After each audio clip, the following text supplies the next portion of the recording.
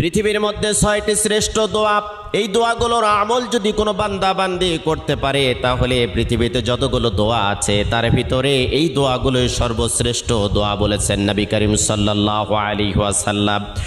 কোনো বান্দা বান্দি যদি যতই বিপদে থাক, কষ্টে থাক, দুর্ভিক্ষে থাক, উৎকণ্ঠার মধ্যে থাক না কেন, সকাল থেকে সন্ধ্যা পর্যন্ত যদি কোনো বান্দা বান্দি দরুদ শরীফের আমল করতে পারে, রাতের বেলা যদি দরুদ শরীফের আমল করতে পারে, হাজারো অশান্তির দাবানল থেকে আল্লাহ রাব্বুল আলামিন শান্তি দান করবেন।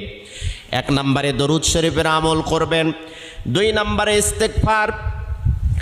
আপনার মুখটা এমন হয়ে যাবে আল্লাহ রাব্বুল আলামিনের কাছে দোয়া করার সাথে সাথে আপনার দোয়াটা কবুল হয়ে যাবে। সব সময়ের জন্য পড়বেন আস্তাগফিরুল্লাহাল্লাযী লা ইলাহা ইল্লা হুয়াল হাইয়ুল কাইয়্যুম ওয়া আতুবু ইলাইহি। যদি না পারেন তাহলে পড়তে থাকবেন শুধু আস্তাগফিরুল্লাহ। 3 নম্বরে আপনি পড়বেন ইয়া যাল জালালি